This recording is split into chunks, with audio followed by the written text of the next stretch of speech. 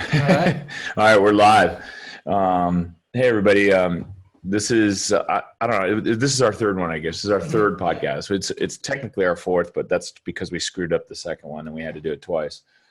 So this is our third podcast, Diablo podcast, weekly podcast, and this is something that I'm excited about this week because I've wanted to bring people in, and this week is super relevant, but I wanted to bring our members in and introduce them to the community and then share something that they know or they're doing or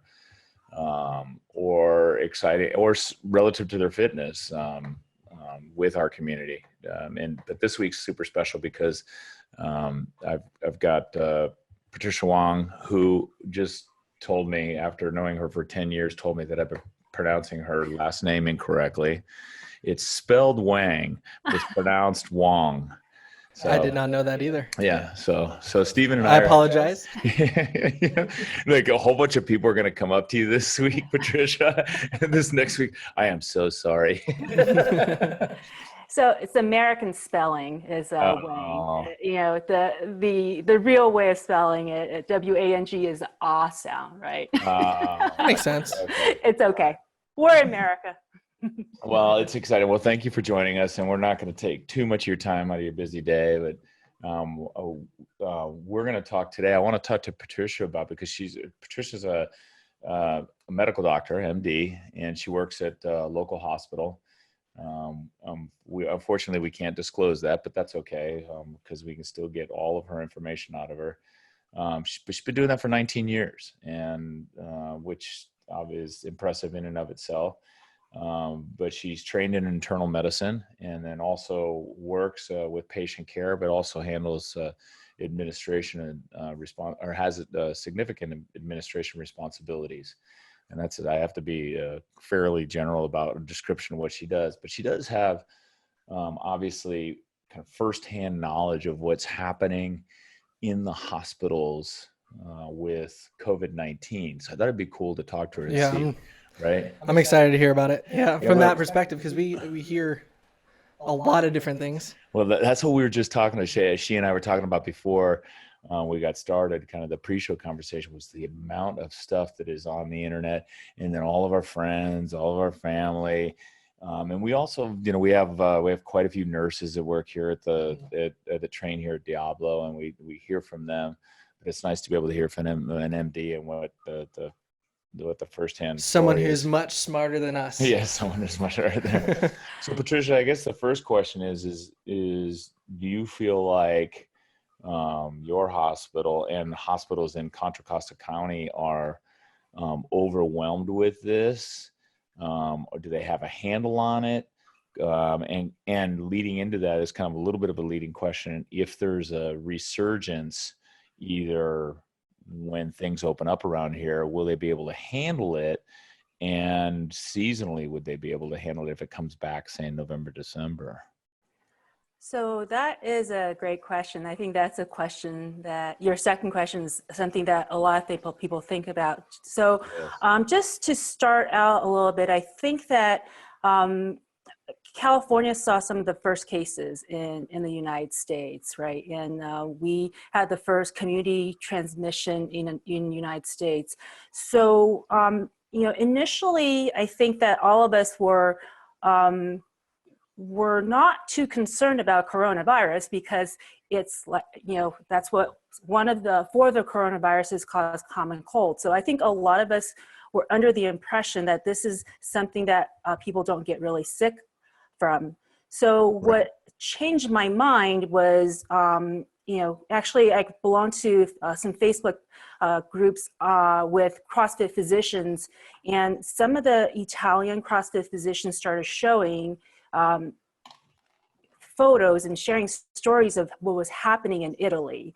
And I think that it wasn't just one physician, it was multiple physicians sharing the same thing. And then I think that's what really got all of our attention. So I think that to answer your question is that how are we currently doing? We're doing currently, actually, I think all across the Bay Area, we're doing much better than we could have expected. I think that knowing what had happened to other areas that were not well prepared for this coronavirus. I think that we have handled it much better than other regions. So, you know, us going into shelter in place as early as we did, and I think we were very lucky. We live in the Silicon Valley that has a work from home culture to begin with. Yeah, that's true.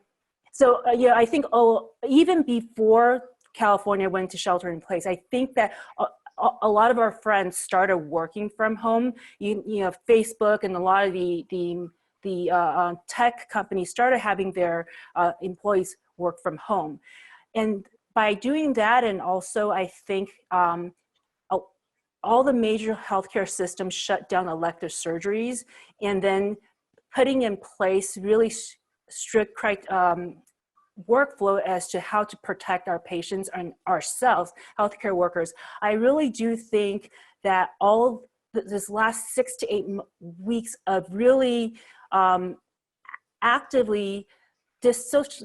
social distancing, actively sheltering in place, that has really helped our hospitals throughout Northern California. And I think that if you look at Stanford, UCSF, you look at Kaiser facilities, you look at Sutter, all these hospital systems will tell you that our hospital, we probably had a surge of COVID patients in early April. Okay. And since then, our doubling time across Northern California has gone down significantly since then. And if you compare that with certain areas like New York and, you know, even in Southern California, where they did that a little bit late, they implemented these measures a little later than we did.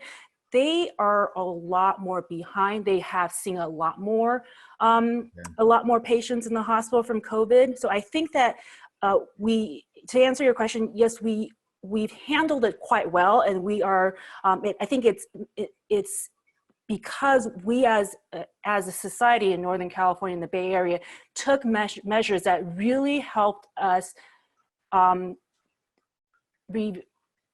avoid the surges, because I think that what we've seen is that if you look at Wuhan, China, compared to the rest of China, so Wuhan, China, the mortality rate is so much higher there versus the rest of China. And the reason is because hospitals were overrun in Wuhan, China. Right. If you look at Italy versus Singapore versus South Korea, and there's a difference in the mortality rate also, because a healthcare system that's overrun is not able to respond to not just COVID-19, Right. illnesses from COVID-19, also from somebody who has a heart attack, who has a stroke, who comes in with an infection of some sort. So we are just not able to take care of these patients as well if we have a lot more patients. So if you look at the mortality rate in New York versus California, even Northern California versus Southern California, I think that you'll find a difference there is because that we in California were able to take measures to avoid what they're seeing in New York. So I hope that answers it. It does.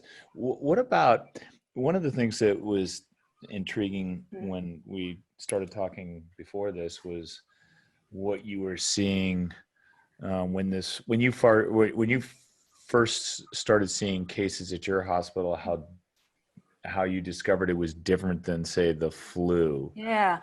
So with the flu, most people were symptomatic. So they were not contagious before they were symptomatic. So once they got symptomatic, they were really sick. And most of the sick people were the elderly patients. And I don't take care of the kids, so I don't know what the presentation's like with kids with the flu, but I understand that they do affect the young children as well.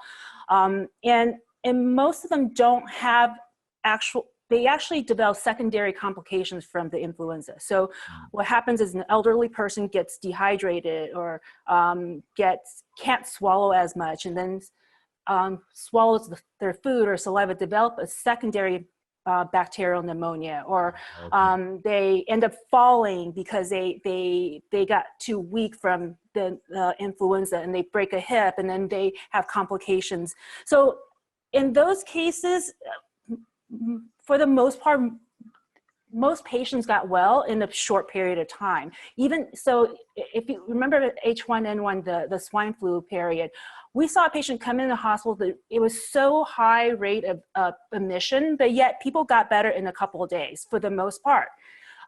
When the difference between that and COVID-19 was that COVID-19 patients, I think when we first heard was, oh, only 20% got severe illnesses that required to be in the hospital. So what made them to be required to be in the hospital is actually initially what we saw mostly were respiratory syndrome. So what is a respiratory syndrome? It is actually primary pneumonia caused by the virus itself.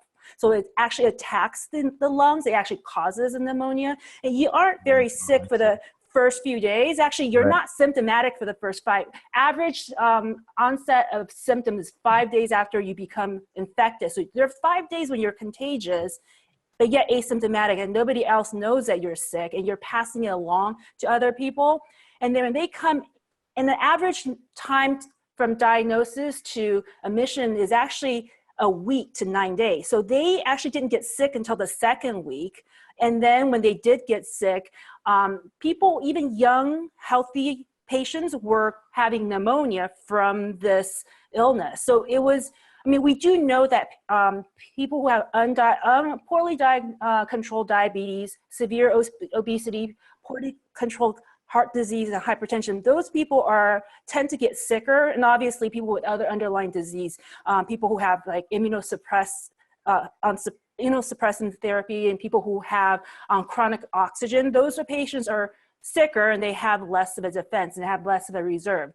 But these patients, when we normally in somebody who has influenza who would have recovered, we're seeing them get intubated, be on the ventilator, and they're not on the ventilator for a very short period of time. They're on the ventilator for a prolonged period of time. So, and we see is that people have these, what we call cytokine storm, where their body just have this high levels of inflammation affecting all their organ systems. So we're still finding new manifestations of the disease that we don't see with influenza in general. So, so the reason why it's so scary is because it actually affects so many body parts and causes such severe diseases. Basically like SARS, it's not as, the mortality rate is not as high, but it's very close cousin to SARS, the virus that causes SARS and MERS. You know, SARS had 10% mortality and MERS had about 30% mortality. Well, we were lucky, MERS just all of a sudden went away. We don't know what happened to it. And in SARS, you were only contagious when you became symptomatic. So people were able to be isolated. So this is the difference between this disease and the other ones is that you're contagious for 5 days before you're symptomatic. So that's the scariest part. Yeah, that's the scariest part. But you know what that also does, and that's helpful for me and I think others, is it helps me understand a little better the shelter in place, right? Because a shelter in place is essentially a way for us to keep us quarantined, even though the bulk of us are going to be healthy, but keep us quarantined so that we don't spread the freaking thing. Especially since you can spread it when you're not symptomatic. When you're not symptomatic, right? So this is essentially our way of, versus SARS, where you could, you had symptoms, boom, isolate them. Well, we got to, unfortunately, because we don't have that telltale sign up front, we got to put everybody indoors or away from each other so that it doesn't get spread. Without us knowing. 2 weeks is a long time. Shit. To be To carry it around? Oh, yeah. Yeah, you can infect a lot of people. So that makes sense why you would want people to stay home. Yeah. So are you seeing or do you suspect that there is any seasonality to this? In other words, is there a possibility that this fades away when it gets warmer and sunnier and people get more vitamin D?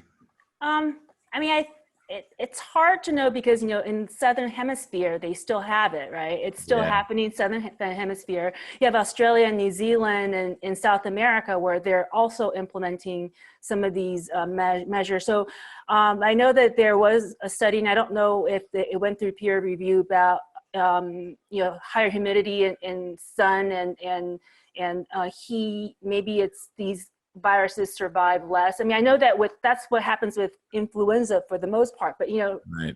just given like swine flu, what happened, I don't know if you remember with H1N1 swine flu, we had a spring little peak, and then summer had a low activity, and then the fall is when it came back and was really caused quite a few deaths and morbidity and mortality then. So I think that I mean, it could go a little lower, but I don't know for sure. Okay. And that's the hard thing, is that we're still seeing, it's not like we're not still seeing COVID. It's been warmer, even though we have fewer cases, it's still warmer. And again, Southern Hemisphere still has the cases even during the summertime. There's, I'm going to put these out, and if you don't want to answer or you can't answer, that's fine. One of the things that's been bantied about is that the coronavirus was here in this area sooner than the rest of the country, say December, January. Do you know of any evidence to suggest that it was here sooner, that people maybe had it in January? And is there any way to test for that to know if perhaps we did have it then? So, I can't tell you whether or not it was in January. I think that there are things that come out every day that surprise us, because you saw the case after the autopsy was, they retested that patient in Santa Clara in February. We actually had the first case of death in the United States. I do think, though, if it was circulating, it was not in large amount, because we would have seen it much more in the hospital. So, so this is, they started seeing it in China in December, right? And that's when you start seeing a lot more of it. Just so that this healthcare workers have been sickened by this in a high number, a high percentage. This is especially true in places where you have a high viral load, meaning that you have everybody around you has the flu, the virus, COVID-19, and you're being coughed at, and then you don't have the right personal protective equipment to make sure that you don't have the transmission. So I think that it's a different type of PPE, what we call PPE for this virus compared to simple flu. So in January and February, we were not using the same type of PPE.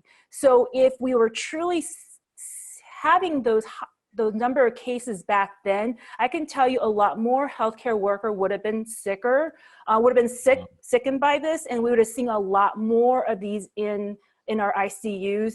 I mean, just seeing what it looks like in New York right now, I mean, I just imagine that we would have seen a lot more. So could it have been some? I guess it could have, because, our international travel, our global commerce nowadays, people travel everywhere. So could it be? But it could have been, but I don't really think it was high numbers. So I know people keep asking about how do we test for it, right? So, there is a serology test, just a caution. So number one, that this is from my reading, and this is from the education I've received, but I'm not an infectious disease expert by any means, but if you look at the serology tests that are approved by the FDA, they were actually allowing these tests coming out of China, coming out everywhere, to be approved without actually very under strict criteria. So a lot of these tests out there are not very specific or sensitive, number one. Okay. So I know people have said, well, I would like to know for my peace of mind. So I would say that if you have something that tells you falsely positive that you've been infected, but that you are not, you have not been infected, then it gives you a false sense of security. So the second thing is that even if you have a very sensitive and specific test, meaning the test, when it's positive, you have a high probability that you have been exposed and have developed IgG, which is the recovery antibody, or a highly sensitive one, so you're not missing any negatives.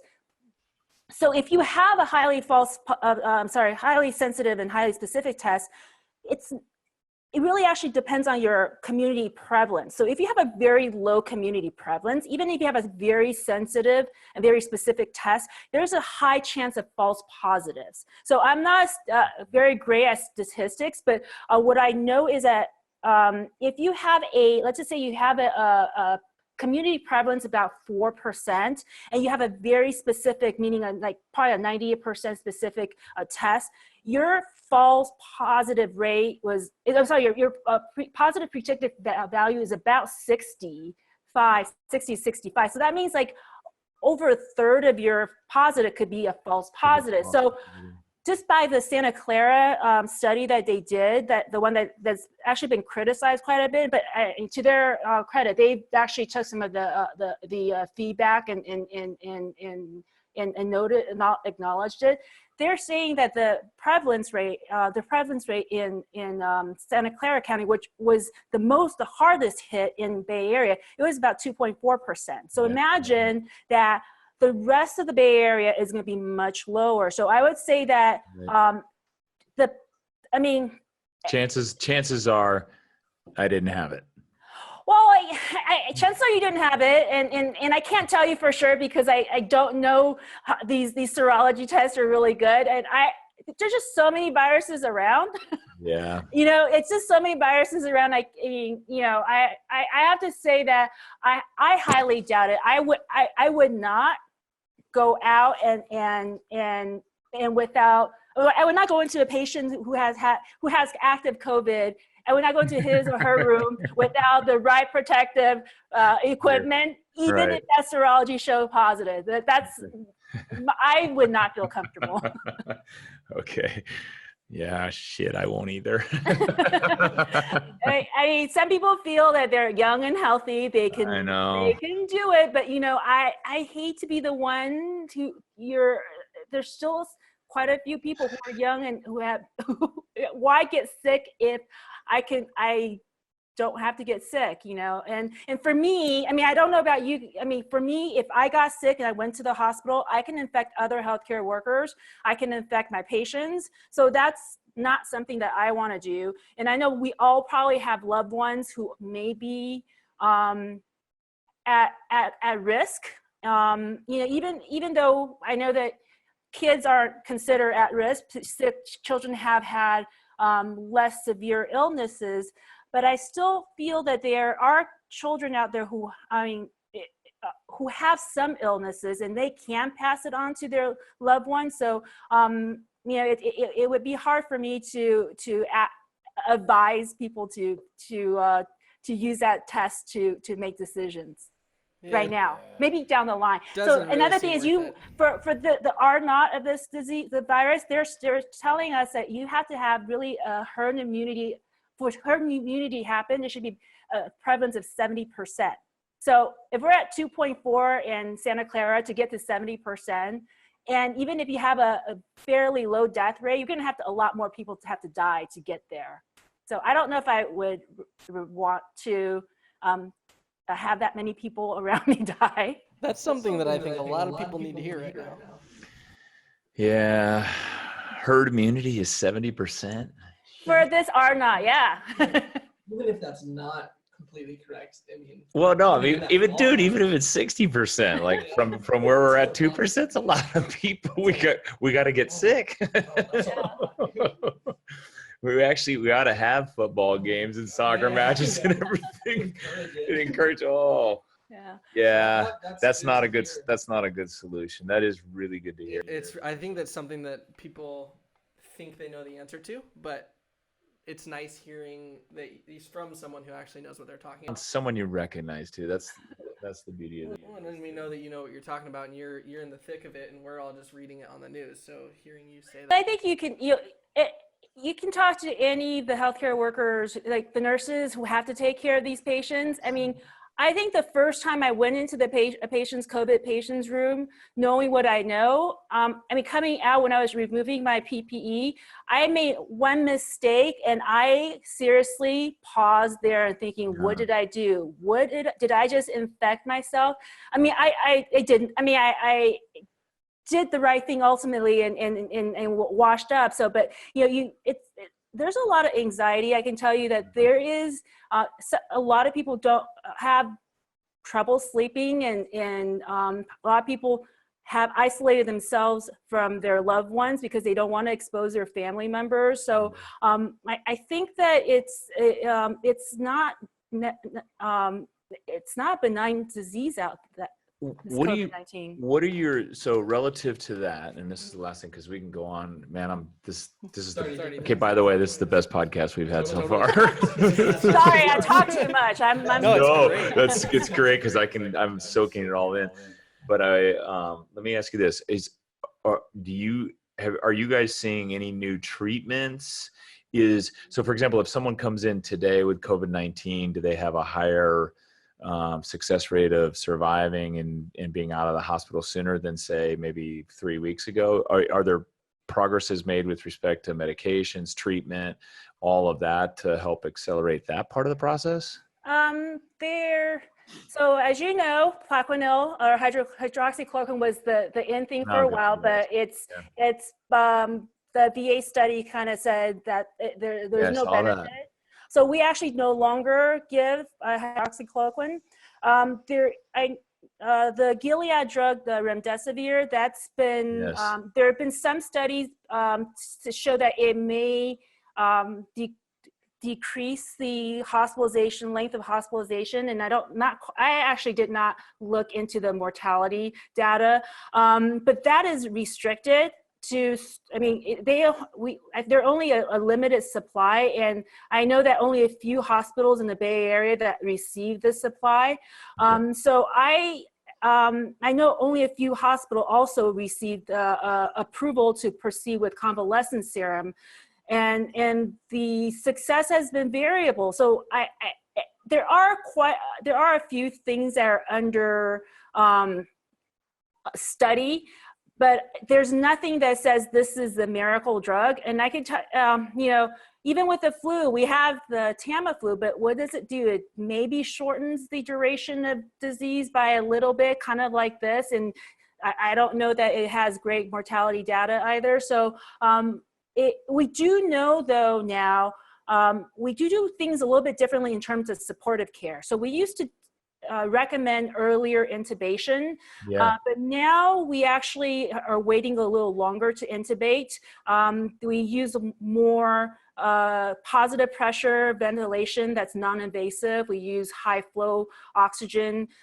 We do something we call awake prone, where so when you prone a patient, a patient is ventilated, intubated, we put them, instead of putting them on their back, which is supine, you put them on their adult tummy time, we call it. So what happens is your heart, if you're in supine position, pushes on your lung, huge amount of lung tissue, so your lungs do not expand. You can't oxygenate. But if you put them on their tummy, part of the day, it takes the pressure off of the lung behind your heart. So that actually helps them oxygenation. So we are now doing more of this awake prone, where you're not intubated, that we have the patients put in different positions so that you're less likely to have compression of the lung tissue, so you get to oxygenate better.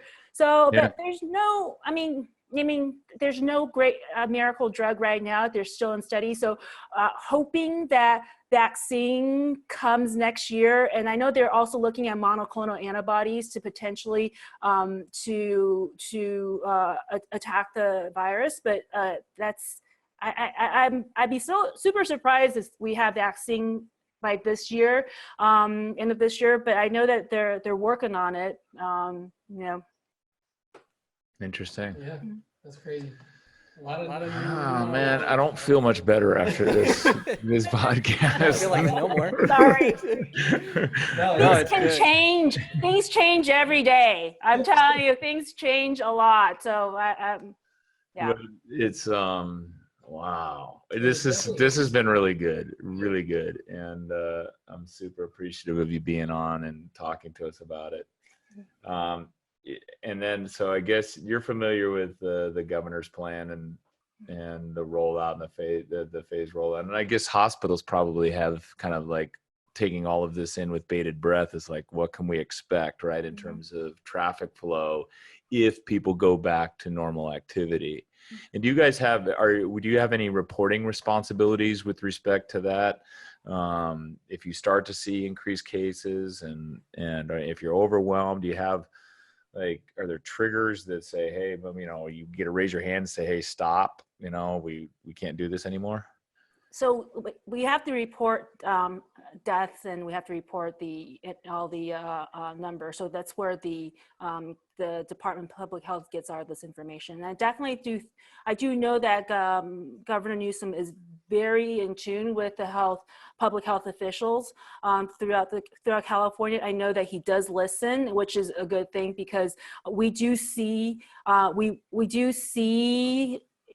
these. You'll see the calls first, the call centers, or any of for upper respiratory syndrome. You'll see those first, and then you'll see the increase in ED visits, and you'll see the hospitalization. So yeah, I do agree that at some point, when these what we call non-pharmaceutical interventions are lifted, that we will see surges, what we call surgelets.